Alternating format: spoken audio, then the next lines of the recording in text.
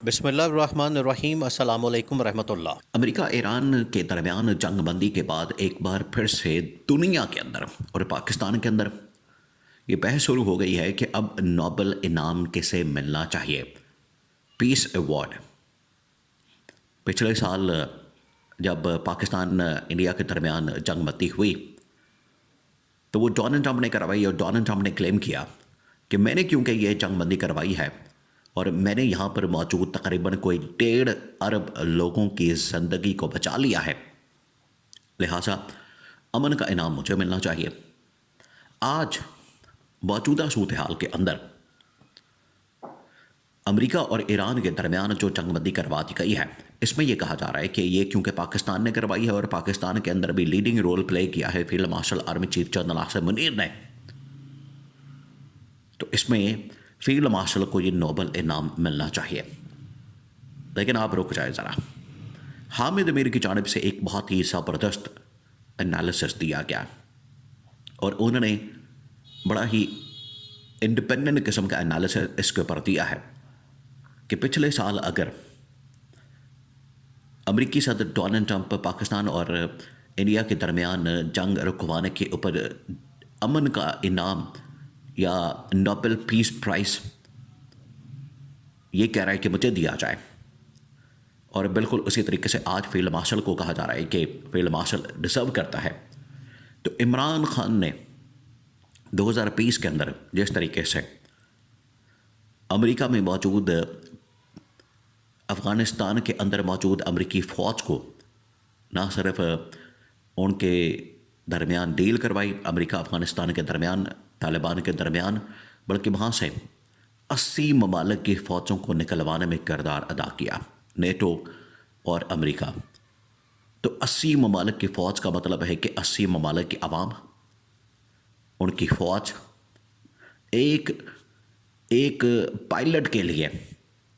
امریکہ نے اتنا بڑا ریسکیو آپریشن کیا جس کے اندر اربوں ڈالرز لگ گئے، کئی فوجی بھیج دیے، کئی جہاز بھیج دیے ایران کے اندر۔ تو آپ اندازہ کریں کہ ایک اگر پائلٹ کی قیمت اتنی زیادہ ہے کہ اس کو بچانے کے لیے امریکہ کو اپنی پوری فوج وہاں پہ لگانی پڑی، تو یہاں پر تو سینکڑوں نہیں، ہزاروں نہیں، لاکھوں فوجی موجود تھے، ان کی جان بچائی عمران خان نے۔ تو آپ ذرا امیجن کریں کہ پھر عمران خان امن انعام کا حقدار نہیں ہے؟ کیا وہ ڈیزرو نہیں کرتا جو کہ آج پابند سلاسل ہے، جیل کے اندر موجود ہے؟ کیا وہ ڈیزرو نہیں کرتا کہ آج اس کی ڈیمانڈ نہیں ہونی چاہیے؟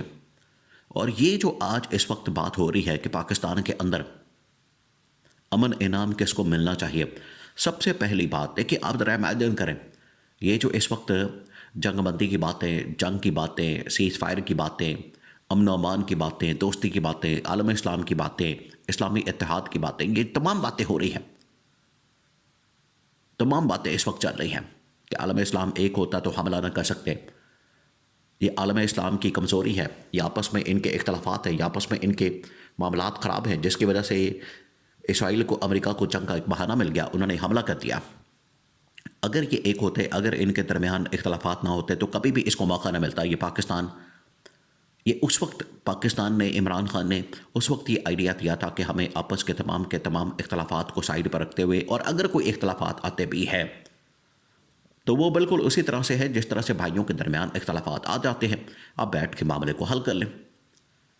لیکن جیسے ہی آپ صہیونی، یہودی، صلیبی طاقتوں کو موقع دیں گے، ہندوتوا طاقتوں کو، یہ عرب ممالک نے یہ کام کیا، بجائے آپس میں اتحاد کو بنیاد بناتے اور ایک مضبوط اتحاد قائم کرتے تو کوئی بھی آپ کے اوپر حملہ آور نہ ہوتا۔ انہوں نے کیونکہ امریکہ کے اوپر ڈیپینڈ کیا، اسرائیل کے اوپر، ہندوتوا طاقتوں کے اوپر ڈیپینڈ کیا، وہاں پر ان کو انویسٹمنٹ، وہاں پر ان کو فوجی اڈے، وہاں پر ان کے گرجا گھر، وہاں پر ان کے بت خانے بنا دیے، جس کی وجہ سے آپس میں ان کا اتحاد کمزور پڑ گیا اور ان ممالک کو راستہ مل گیا کہ اب ہم اسلامی ممالک کو آپس میں لڑوا سکتے ہیں۔ ایک بہت بڑی سازش ہے یہ، آپ نے اس کو سمجھنا ہے۔ جتنی دیر تک آپ ان کی سازشوں کو نہیں سمجھیں گے، اتنی دیر تک آپ اس کا روٹ کاز تلاش نہیں کر سکتے کہ پاکستان کیوں، عمران خان کیوں اس وقت یہ بات کر رہا تھا عالم اسلام کے اتحاد کی، اور کیوں یہ بار بار حملہ ور ہوتے ہیں اسلام کے اوپر، عالم اسلام کے اوپر، افغانستان کے اوپر، ایران کے اوپر،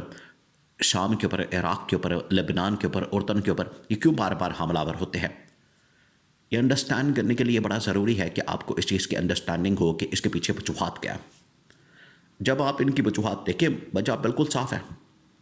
اسرائیل کی سازش ہے، امریکہ کی سازش ہے۔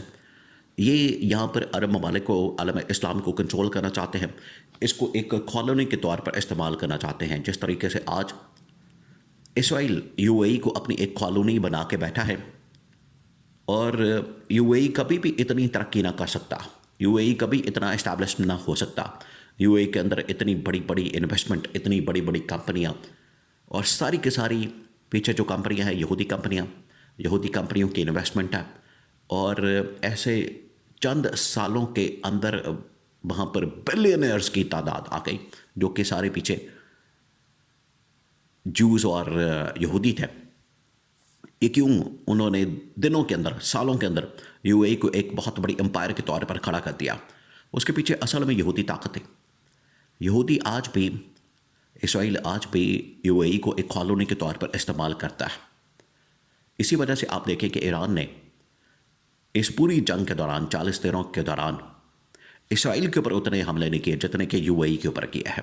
کسی اور ملک کے اوپر اتنے حملے نہیں ہوئے جتنے کہ یو اے ای کے اوپر ہوئے ہیں۔ سعودی عرب کا نمبر بعد میں آتا ہے، اسرائیل کا نمبر بعد میں آتا ہے، تو سب سے زیادہ حملے یو اے ای کے اوپر کیے،